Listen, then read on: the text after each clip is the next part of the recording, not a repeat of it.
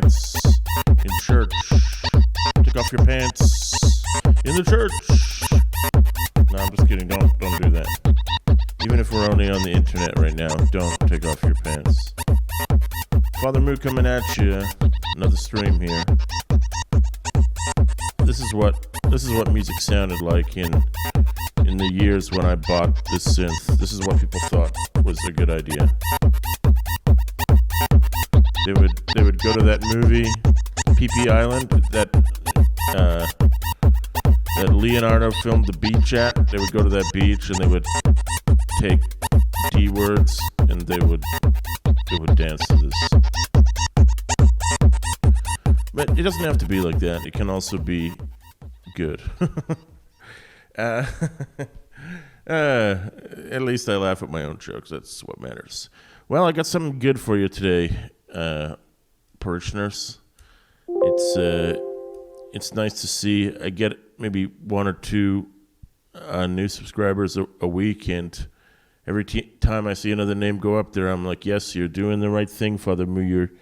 You are on the right track. Do not give up, and it's very encouraging. So thank you all for joining us. In an earlier stream, I talked about this book by a guy named Jay Clark, a professor at McGill University in Canada. And when I was learning the Nord Modular, I really only had the manual and I had this book. And since then, this book was actually written, and he says in the intro that it's a follow-up to a book by these synth programmer dudes called Wizoo, W-I-Z-O-O. So Wizoo wrote a book about the Nord Modular and how to program it, and I didn't have that, and so they were like, this is the follow-up to that, and I was like, well, I don't have that, but I'll take whatever you got. So the good thing is he gets very, very complicated, but he starts out hella simple. So simple even a moo can understand it. That's right. And if I can do it, moo can do it. So, yeah, I know maybe some people are going to say, well, you gave us the book, so we don't need you to go through the book, but I was just rereading it to try and refresh my memory, and I found so many fun little things. I just want to do it right now. I just want to walk through, not the whole damn thing, but a few easy patches for the Nord Modular. But again, easy enough to build on your own system at home, whatever you are using. I'm sure you have the bits and pieces you need to make this stuff. So I'm going to do a bit of reading, then I'm going to rebuild the patches seen here. I think this will let me download it automatically if I click on it, but I'd rather build it because that's what we do here. So let's just read quickly. We're going to assume that we've already done... Okay, no, don't assume. I won't assume. I'm going to start with just a very super quick recap. If you've never done any synthesis before, this is what we call subtractive synthesis. We take an oscillator, we take a filter, we take an envelope, and we take your speaker system or your headphones,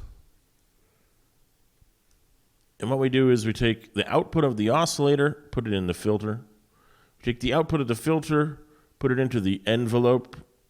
If this is a real modular, you might have another module here called a VCA, and the envelope would open the VCA, which is like a gate or like a door. And then finally, it would send that signal to your speakers or to your headphones, whatever you're listening on. In order to play that, you might take a keyboard. You might connect the output. We're just going to take the gate or the button press of the keyboard and connect it to this gate on the envelope. And if I make a little virtual keyboard here, as soon as I press a key, we should hear a note. Assuming my volume is up. Here we go. It is very quiet, but it is a note. You can hear that, right? Okay, so why do they call this subtractive synthesis? Usually because the job of the oscillator is to make a very buzzy tone. When I say buzzy, I mean it has lots of overtones in it. These first three here, the classic the square, the saw, and the triangle, all have different amounts of harmonics.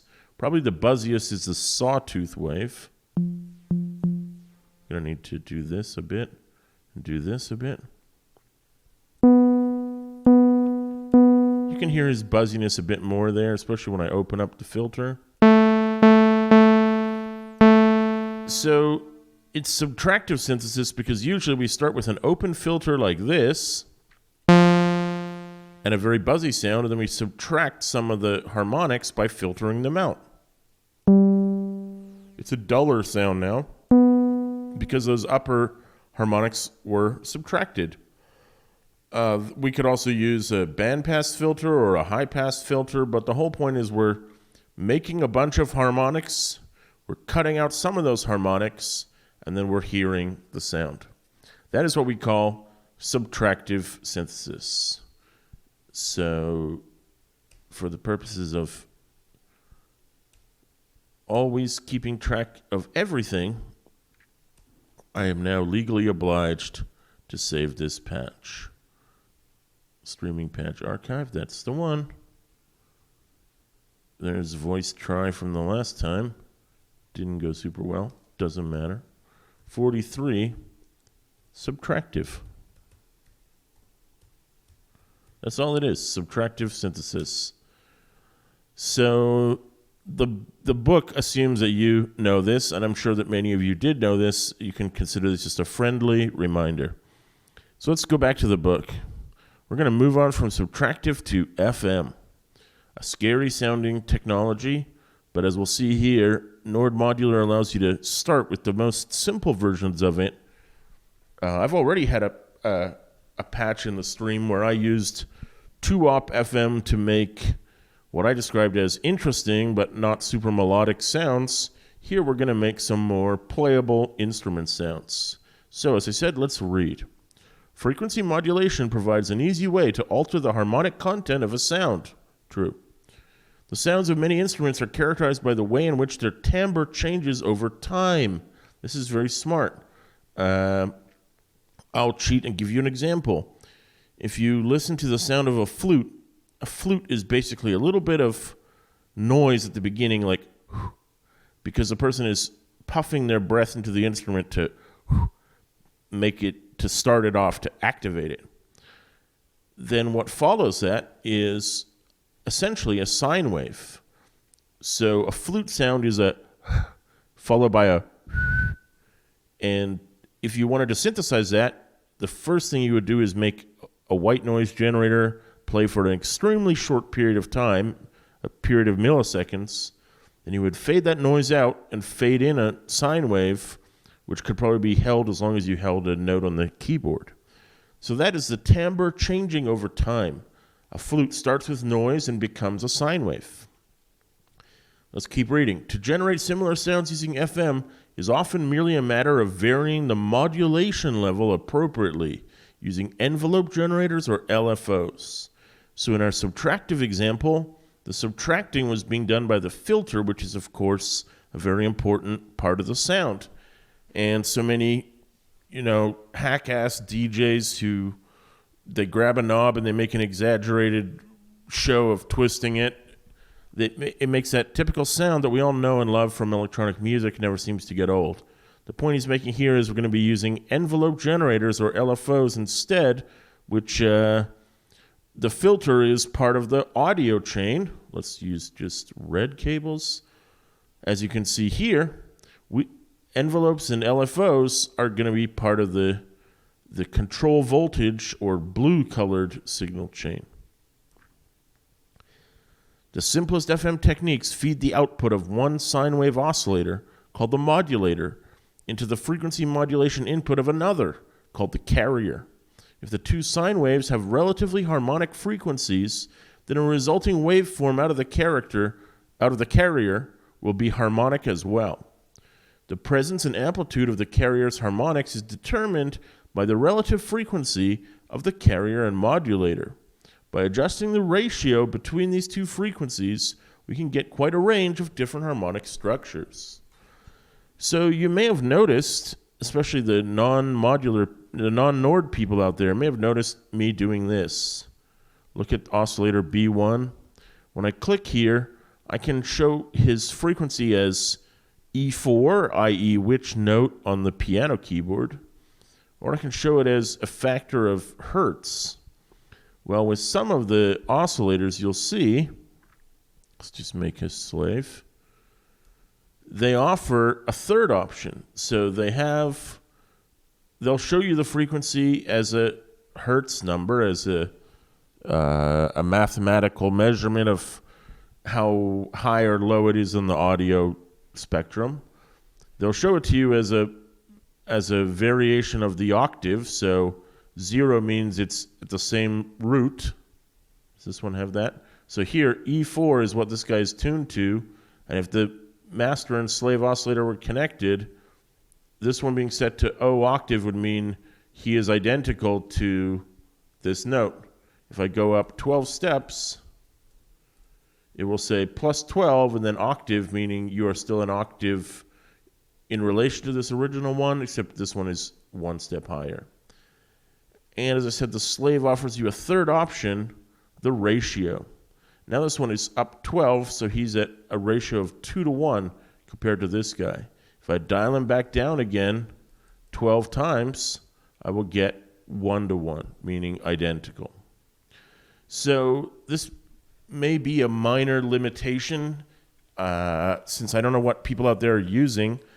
I doubt that most of your hardware oscillators in Eurorack are going to have this setting as a ratio. In VCV rack, I guess it's possible, but I doubt it. I own a Eurorack modular, and I have a knob that allows me to adjust the tuning. Usually there isn't a little screen to tell me what note we're on, nor is there a screen to tell me what ratio that is in connection to something else, because most oscillator modules ship without the knowledge of what other oscillators they might be working with. So this may be, you may feel this is holding you back a bit if you don't have this functionality. I wouldn't stress too much about it for now. I bet you with using your ear, you'll be able to dial in similar ratios as we need them. So just to recap, if the two sine waves, as it says in the second paragraph, have relatively harmonic frequencies, that means they are 2 to 1, 3 to 1, 4 to 1 type of thing, then the resulting waveform will be harmonic as well. Here, harmonic could mean something like pleasant to listen to. When I was screwing around with FM in my previous patch, I came up with some very odd sounds, which might be called interesting, but I wouldn't call them harmonic. So let's go to the third paragraph. For example, to emulate brass instruments using FM, set the frequency of the modulating signal to be the same as that of the carrier. Use an envelope generator to set the modulation level, resulting in the characteristic brightening of the timbre during the attack. So as the brass instrument is played into, I was talking about the flute before. Now imagine a trumpet or a trombone, which are brass instruments. As their tone begins, it may be kind of dull, but over time it becomes brighter, so you get a kind of bwah. The bwah at the beginning is dull, and bwah, once it opens up, is brighter. I try to refrain from the singing, but sometimes just using my mouth is the easiest way to illustrate what I mean. So I'm now going to rebuild this ultra simple FM patch that Mr. Clark has so thoughtfully provided to us. Let's do it. I'm going to have to use a little bit of the old memory here. So I got a master OSC, and then I got two slaves. Those are both slave... They're both sine waves, which I think is slave C, even though they've renamed them here. I think he renamed this one E1 to reflect that it's playing that pitch, whereas FM1 means that his job is to get FM'd. That's just a guess. So let's leave a Subtractive behind here. Just save. It was just me messing around with the filters and stuff, but I want to keep it as accurate as possible. Plug him in there. There you go. So, new one. I probably will need the keyboard floater, so I'll just leave it there. So, as I recall, he built, and I'm gonna stop using my own build method of left to right and just follow his exact way. Hopefully, make it easier on anyone who's trying to do the same thing. I picked slave C1. I was wrong. It should actually be slave E, which is a sine wave. So if you're building at home, what you want now is 2 sine wave oscillators. My master osc here is just a tool that helps me save a bit of processing power and control multiple oscillators together. What I'm saying is you don't need 2 if you're building on VCV Rec. Sorry, you don't need 3. You need 2 sine waves. I think I'm going to put the modules in first and then patch them. Then we have something called gain control and control mixer. Gain control I don't think I've used in any of my streams before, and I don't even know where it is. So I have to go looking. Gain control. It seemed to be an audio thing. Gain control.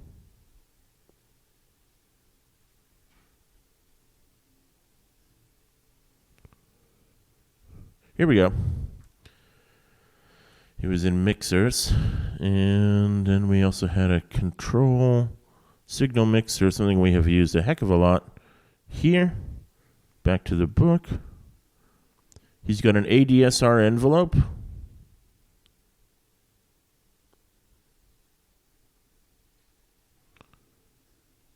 And he's got a module, which is like a keyboard out module.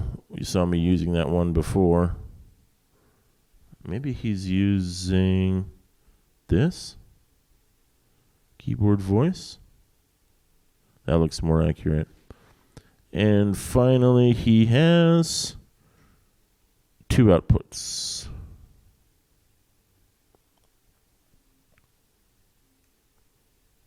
Boom. Those are all the pieces he's using to make this simple FM sound. We are at an amazing 12.8%.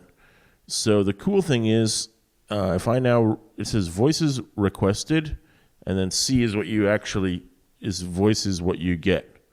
So if I turn this up, I ask for 5 voices, it'll give me 5. That means I could play a 5-note chord, because 5 times 10.8 is still under 100%. So how high can I get? Maybe 8? It'll give me 8, 9. It says it'll give me 9. That would be 90. And then 0.8 times 9 is what, 72? So I could use every single one of I could use 9 of my fingers and thumbs to play notes on a keyboard, and the Nord modular would be able to support all of them because this is such a simple patch. But that probably doesn't apply to... I've set that here just because I can. Partially because I like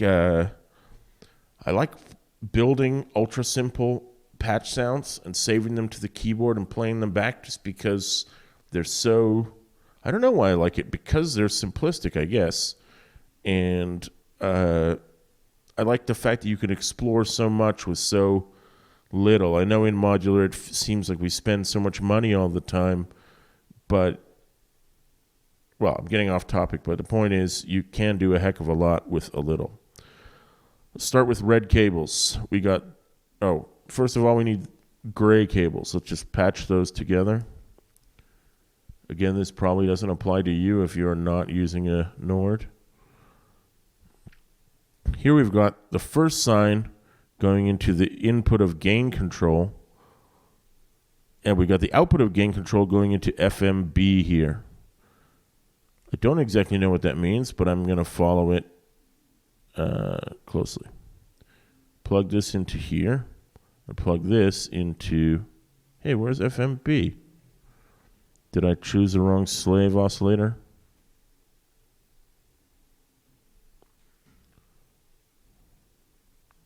I must have. Look, they're different, see? They both have sine waves, but this one has FMA and AM, and this one has sync and FMB. So I got to go back. Ask. Slave FM. Okay. Seems obvious now that I think about it. Let's take this guy out of here. Put this bad boy in. It was still only 0.1% more, so I still have 9 voices, so that's cool. And then this one goes into FMB. FMB here is set at about 2 o'clock. I'll just eyeball it, something like that. A few more connections being made. We've got control mixer is going into the control in. Blue is going into red, but that doesn't really scare us or worry us. I'll analyze this in a second. I think I already know what it means. The output of the envelope is being sent into mixer 1, and nothing is being sent into mixer 2. And then here, the output of the second FM oscillator is going into the envelope. Whoops. FM oscillator into the envelope. Hope you're patching along at home. And we've got the output of the envelope goes into the outs, and then the gate goes into the gate. That's very bog standard. So send this into the outputs. Send the keyboard into the gate. Remember in the Nord, you don't need to map the note to this pitch in. It's already been done behind the scenes, as it were. So we patched it all up. Let's play a note. We can't play a note. We got to set the numbers right. So 32, 122. That looks like, yep. 32 and 122, right? And 48.5 and 260, 48.5, 260.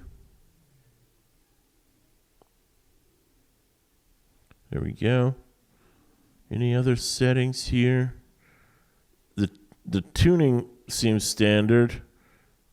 This isn't really doing anything yet. The button is not down. This is open. We should be good. Let's do it. Let's finally play a note. It does sound like a brass instrument, doesn't it? Trombone.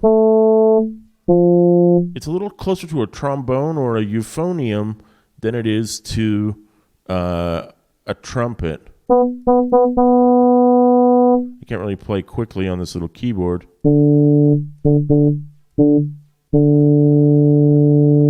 But it sounds right to me. Let's look at his analysis of it before we... is he already going on to another topic?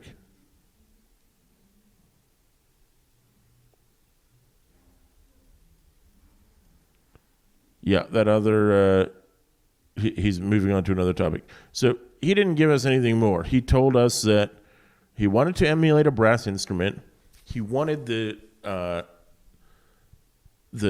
tone to brighten during the attack.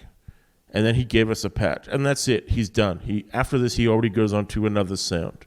So to add a little bit of value to this stream, I would like to try and analyze what the heck is going on here.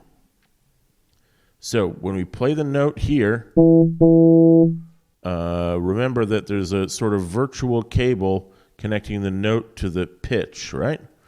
So both these oscillators track my pitch. When I play low, they both know it. The first one is being sent into here, gain control, and then that is being sent into FMB. I think this is just here for not even so much for this patch, but for future patches. Especially, I feel the same way about Control Mixer. Why? Because I can see here, the envelope has the option to be inverted. And I think he'll use this patch later, and he will invert it. And you might say, okay, but Father Mua, you can just invert the whole thing. Wow, that was annoying. It automatically played a note because the gate status is reversed. I won't do that again, but you can invert the whole thing, but that will invert it for audio as well as for the control output. So using the inverter in the control signal mixer, which is being mixed with nothing, so its only function is to invert, will allow you to invert the blue signal, the control signal, without inverting the audio signal, because that would make the annoying sound we heard before. So this is basically a controller for how much we allow the sine wave signal to go into FMB. So in other words, these envelope settings are affecting the audio signal, but they're also affecting the timbre over time. They're what makes it brighten up as time passes. In other words, if I adjust these, I won't just change the audio sound, but I will change the supposed brassiness of the sound. So let's do that and then undo our steps and see what we get. First, dialing up the attack. Didn't change too much. Let's just set this on repeat. Well, now it's very slow. Here it sounds more like a trumpet. If you go like this, it's no longer real. Real trumpets don't do that slowly. They just don't. Let's mess with some of the others.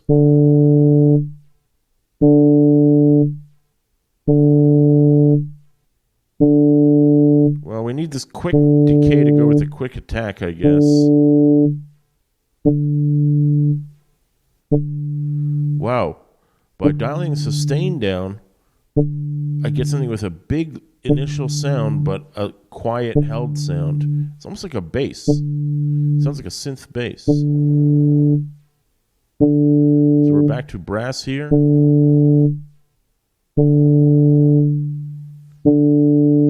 And the final one will just make it decay for longer when you let go of the key.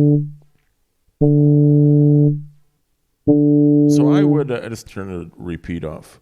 So I would say to you, these are, just think back to 3 big drums. I took 3 identical drum circuits and I made it play a kick and a snare and a hi-hat, even though the modules and their connections were almost basically identical. Well, here, you don't need to build new modules or run it through a phaser or other cool stuff like that, although you could.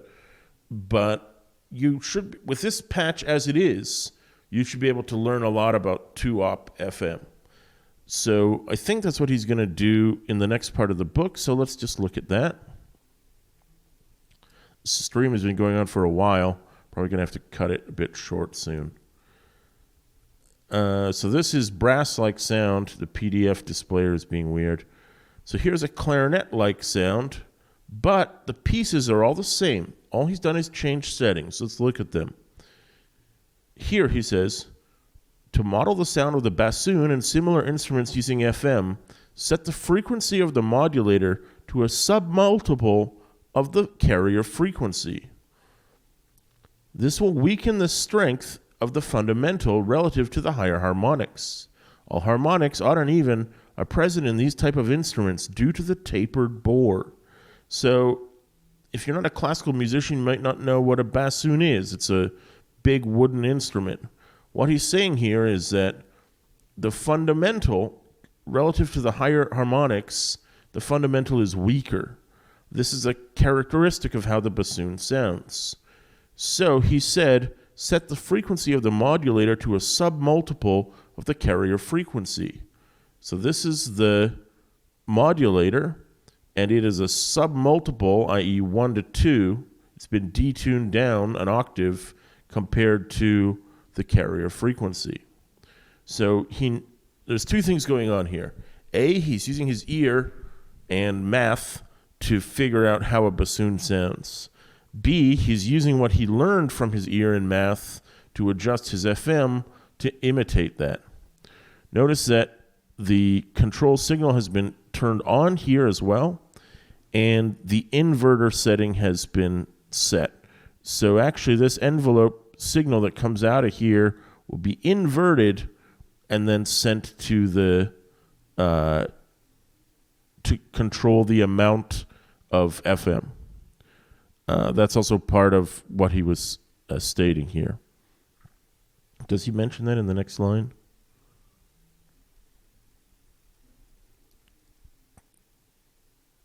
Nope. He goes on to the oboe sound. So let's just set the settings to get his here he says clarinet-like, and here he says bassoon and similar instruments. Well, bassoon and similar instruments includes the clarinet. So I need to set the detuning. So I'm going to go down 12 steps, and I got 1 to 2. Again, if you didn't have this display, you might be able to hear this and this are an octave apart. There's other ways you could do it. You could actually look at what the Nord Modular's Hertz settings are. This one, 329, and I bet if you did the math, 164.8 times 2 is probably this number. But yeah, the point is one is an octave lower than the other, or the relationship is 1 to 2.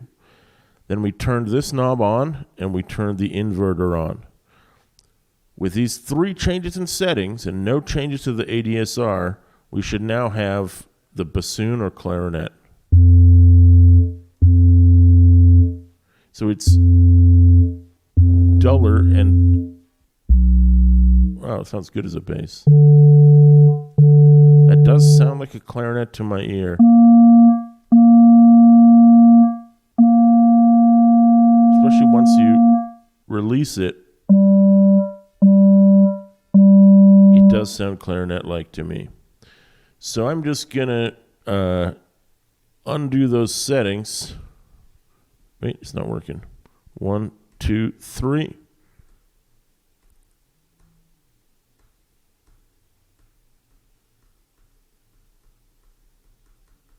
Shoot, I ran out of undos. Let me just dial this guy back up here. Because this is our original sound. And I don't want to take any credit for this. So let's just put his name up here at the top.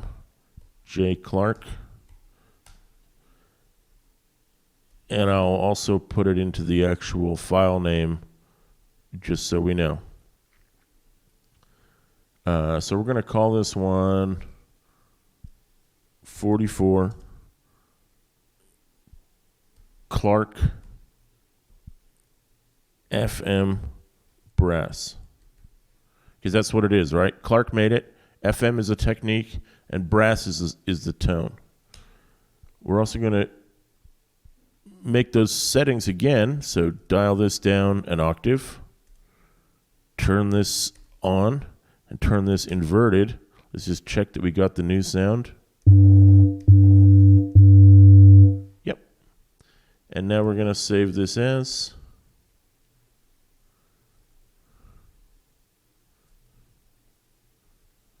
.45 Clark FM bassoon. It probably won't fit, but yeah, but close enough. Bassoon. And I want to save that one in the synth too. Wait, did I just save the last one in the synth? Maybe not. I failed to. So let's put him in. How can this be 45 if I'm saving it into 44? It doesn't make no sense.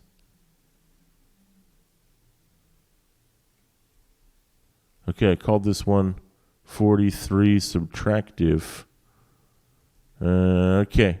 You know what? Let me worry about that. I will check what we have and make sure that the...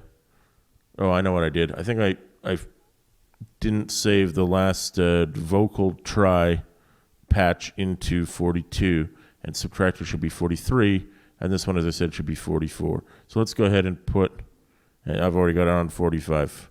It doesn't matter for your guys' point of view. I will have it all cleaned up by the time and get the patch up archive sorted out.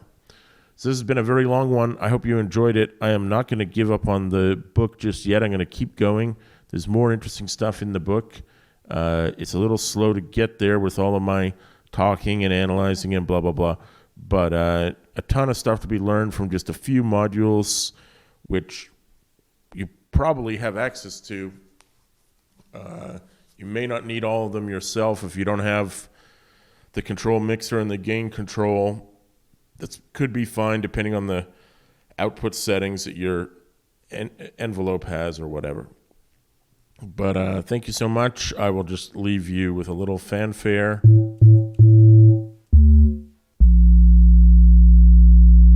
From the world of FM. This is Father Moo. Don't forget to come back to church.